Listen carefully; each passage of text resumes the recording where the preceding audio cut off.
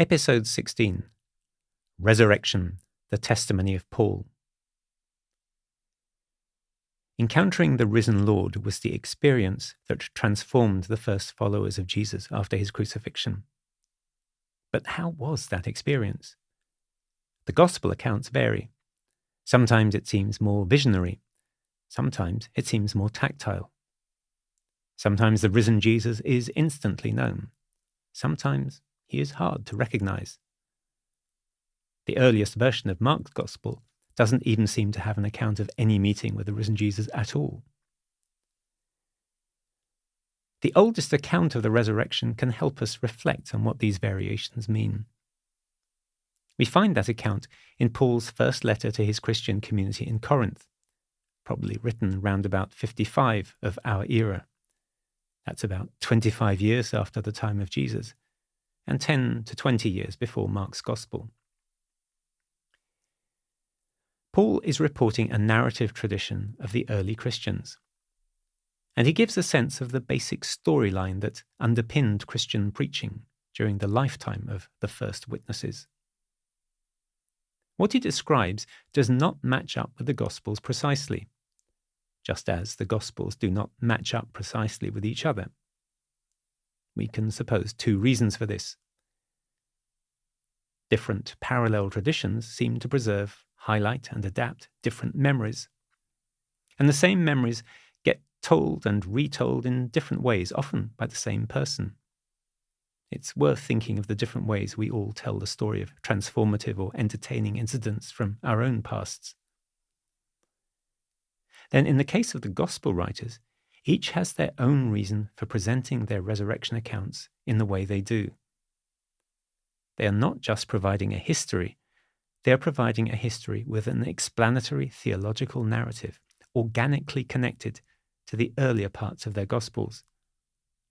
And at the same time, they are writing to mediate an encounter with the resurrection Jesus for the reader-disciple.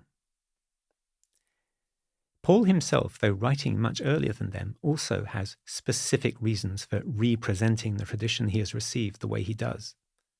We'll look at those in just a moment. But for now, let's just notice that though his account is not the same as those of the different gospel writers, it's not outrageously different.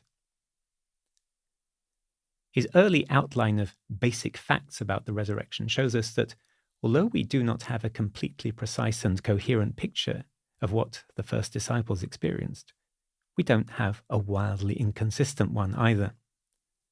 And as any historian will tell you, having multiple and slightly varying sources of past events is actually quite a helpful form of testimony. It's what you'd expect from humans with different viewpoints. Paul's account just gives the headlines, the basic things his readers need to know. For the purposes of his letter, he is not concerned with evoking the details of the experience, either his own or anyone else's. His purposes here seem to be twofold.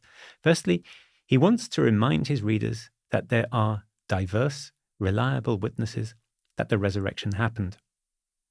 Secondly, he wants to place himself firmly in the sequence of those witnesses. This second part is of continual importance to him in his letter writing. He had not been one of the original companions of Jesus, and yet he ended up playing a major role in crafting a version of the Christian message that could speak to non-Jews. If you were Jewish and were used to reading the Tanakh as prophecy for your time, the Christian message was comparatively easy to follow. But it was harder work to explain why the death and resurrection of the Messiah should matter to non-Jews. And this is exactly the sort of message that Paul is crafting in the course of the letter to the Corinthians. But his audience needs to trust the reliability of his teaching. They need to accept his authority as an apostle, even though he was not one of the original group. That is why it is so important for him to be able to say that he too is a witness to the resurrection. It is his own experience of the risen Lord that authenticates his role as an apostle. It is a theme he returns to in other letters, in circumstances where his authority as an apostle is being severely questioned. But why does he need to remind his Corinthian readers of the truth of the resurrection? It seems that some people in this new Christian community in Corinth do not believe in resurrection of the dead. That is unlikely to mean that they do not believe in life after death, though it could.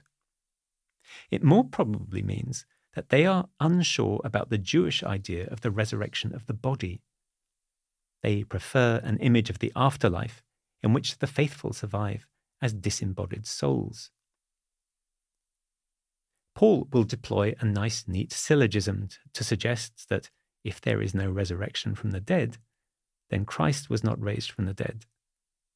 He will then point out that if Christ did not rise from the dead, their faith is futile. He spells out two implications, which he clearly expects his readers to care about. Firstly, if Christ is not risen, they are still in their sins. Secondly, if Christ has not risen, those who have fallen asleep are lost. His audience presumably cares about being freed from sin and the judgment that awaits human beings on death. Perhaps more significantly, like a majority of people throughout history, the Corinthians are deeply concerned about the fate of their loved ones after death. Paul concludes, if we have only hoped in Christ in this lifetime, then we are the most miserable of humankind. The Corinthians do not want their faith to be just for this lifetime. That Jesus was raised from the dead, then, is a basic fact of the Christian message for Paul, without which nothing else makes sense. So what matters to Paul here is not the personal drama of resurrection encounters, such as we find in the Gospels, but the fact that there were plenty of reliable witnesses who met Jesus alive after his crucifixion, among whom he includes himself. This is how he reminds the Corinthians of the message he first gave them. Christ died for our sins according to the Scriptures. He was buried, and on the third day he was raised up according to the Scriptures. He was seen by Peter, then by the 12. Then he was seen by more than 500 disciples at the same time, and most of these are still alive, though some have fallen asleep. Then he appeared to James, and then to all the apostles. Last of all, he appeared to me, like the runt of the litter. We can notice that in this tradition, as filtered by Paul, there were multiple encounters which included not just individuals, but different configurations of groups of disciples. The names, Cephas, the Peter of the Gospels, and James are clearly important, along with the group identified as the 12. We can also notice that although Paul's overall argument is about resurrection of the body, he has chosen to use the word ophther, was seen, or appeared. He has emphasized the visual over the tactile. Some scholars have suggested that this means the earliest resurrection tradition was purely visionary. If that were correct, then we would have to read the more tactile accounts we find in some of the Gospels as a later narrative embellishment.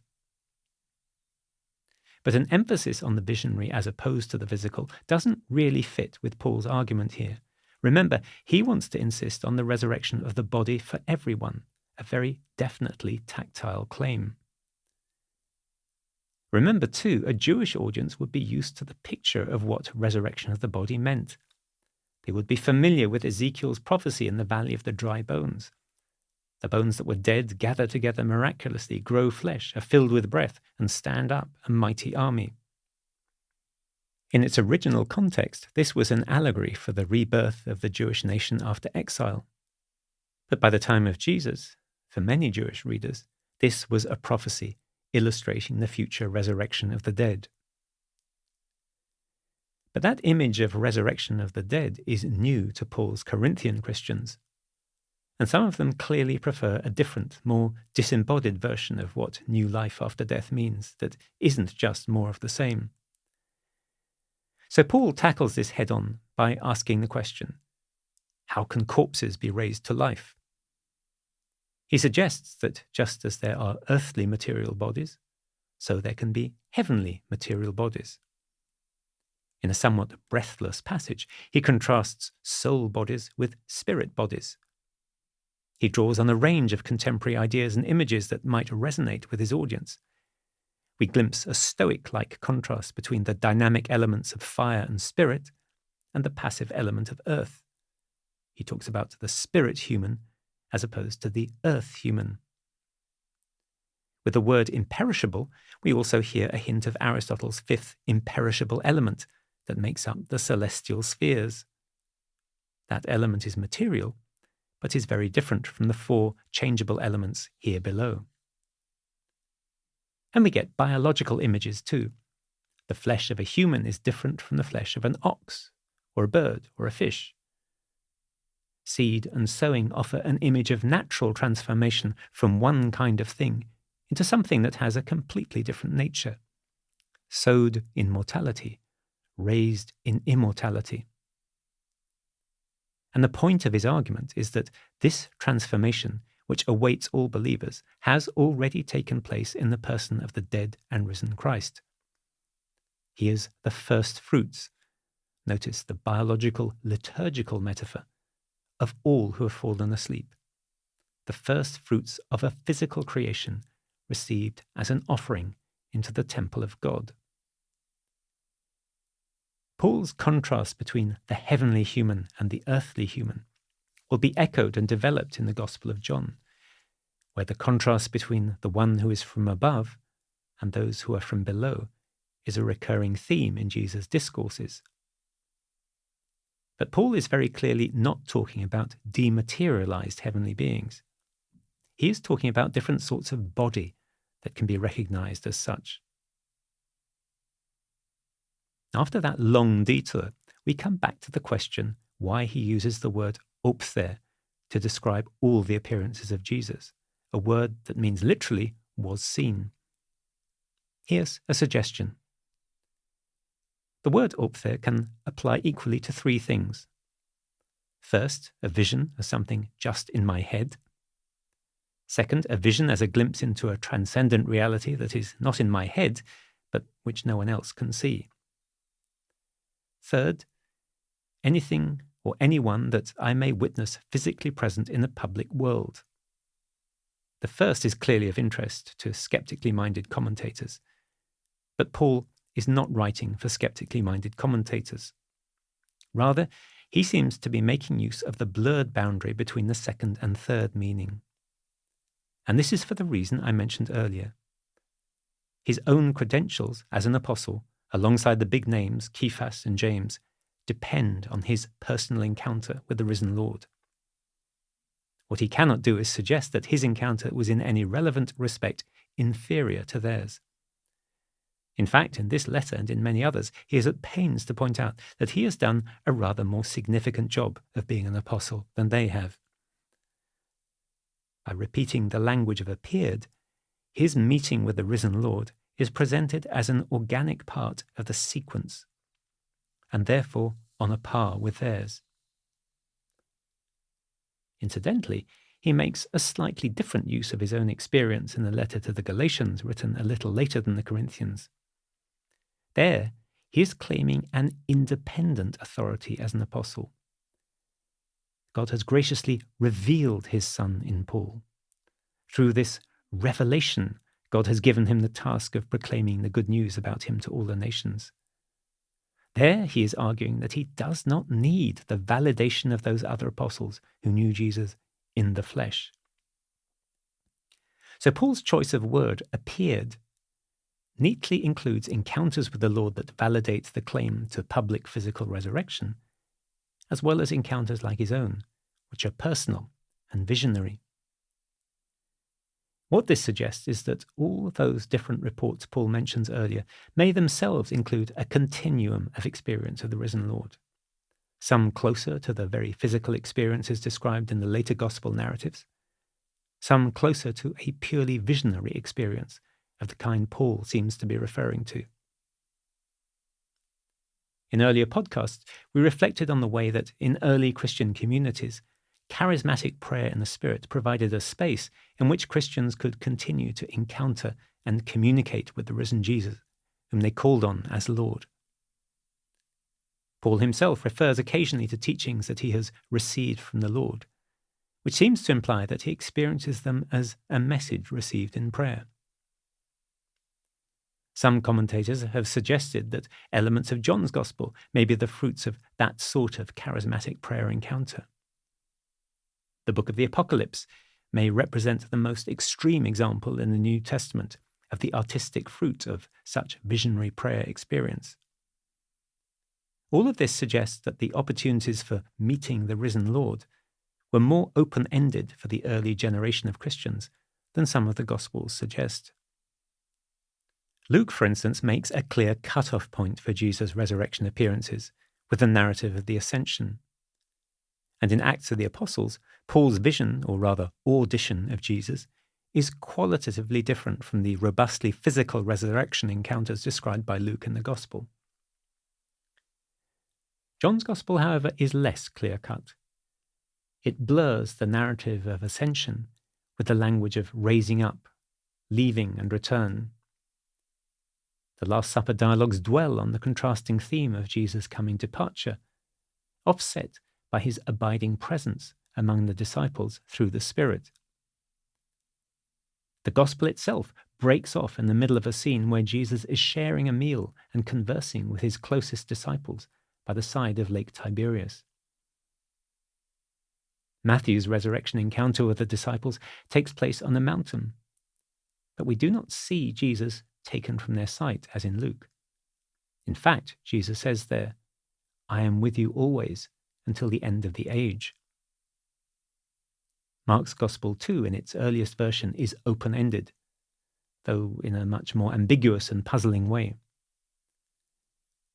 Maybe we can begin to explain that puzzling ending if we take seriously this early Christian sense that the risen Lord was always in some sense still there to be encountered by all his followers. Resurrection appearances, in the widest sense, don't actually come to an end. We'll explore a little more how that might work in the next episode.